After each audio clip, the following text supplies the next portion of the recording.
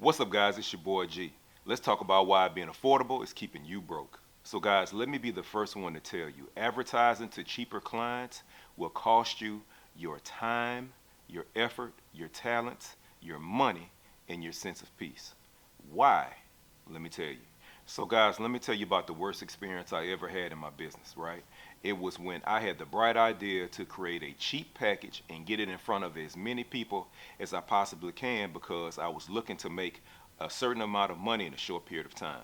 So, what happened was I created a cheap package and I just started advertising for it. The phone started ringing off the hook. A lot of people booked. And since I was looking for the dollar value instead of having a strategic plan for this package, I accepted just about every booking that came through. And when I tell you, it was the worst thing I ever did in my life. I was overbooked, overworked, underappreciated, and I didn't have time to spend with my family. Shoot, really, to be honest with you, I was calling in work because I had so much work to do in regards to these sessions. And the clients, I'm gonna tell you like this: 60 to maybe 70% of the clients, they were cool. Everything was great.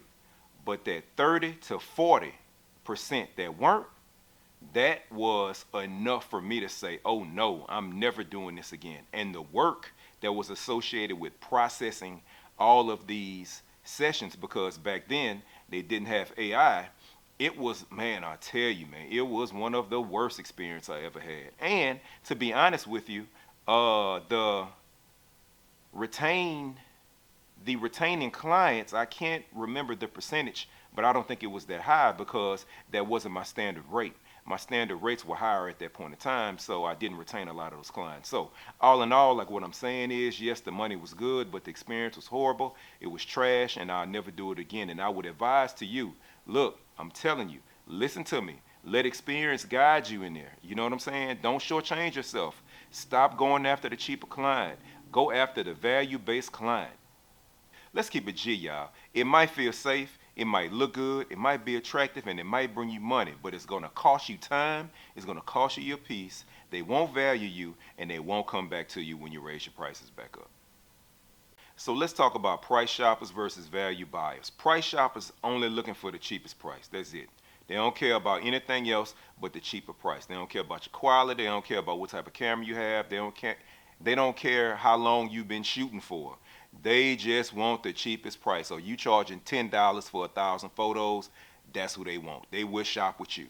As opposed to a value buyer. A value buyer is someone who respects the craft of the person that they're looking to invest in. They are looking for value-based prices and packages as well as content.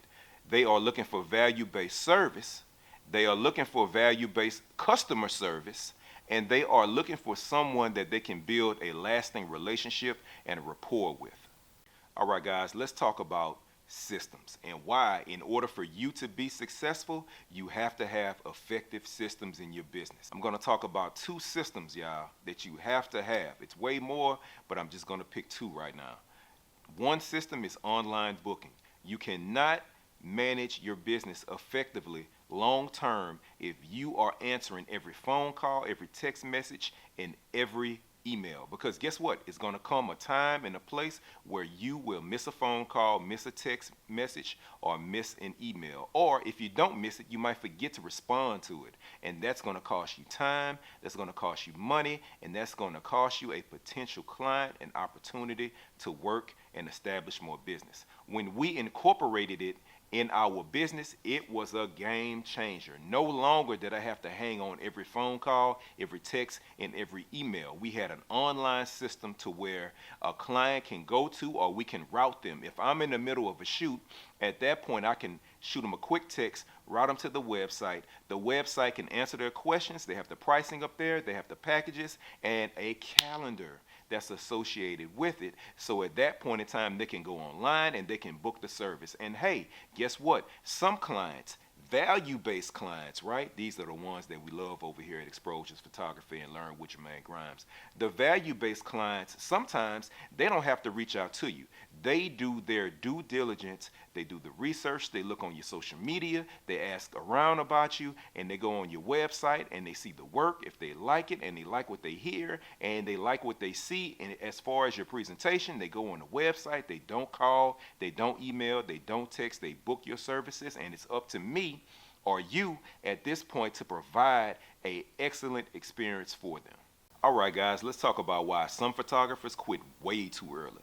So what I've noticed is they have a certain group of people who say, you know what, I want to be a photographer. I want to take pictures. I want to do all this other stuff. I want to create these lasting memories for people and the whole nine. And once they get into it, they realize that it's a marathon and it's not a sprint, and they end up quitting.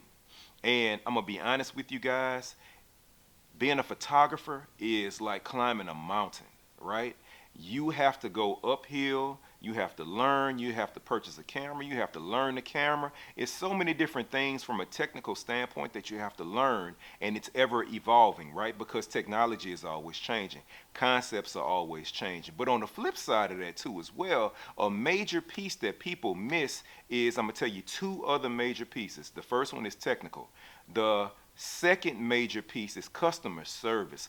Some people get into this and they don't know how to relate to people, or they don't know how to advertise. They don't know how to conduct themselves when adverse scenarios come forth, and they just give up, right? The third piece, and this is just as important as the first two, if not more important, is the business piece, right? The pricing model, you know what I'm saying? How to manage your overhead, how to purchase equipment if you have a studio space, how to manage that as well. You know, it's so many moving parts to being a photographer. I think a lot of people have lofty expectations, but they aren't built to put the work in. And guess what, guys? We all are built to put the work in, but are you ready, and do you have the mental fortitude to put the work in? Because guess what? Every shot won't be perfect. Guess what? Every client won't be perfect. And guess what?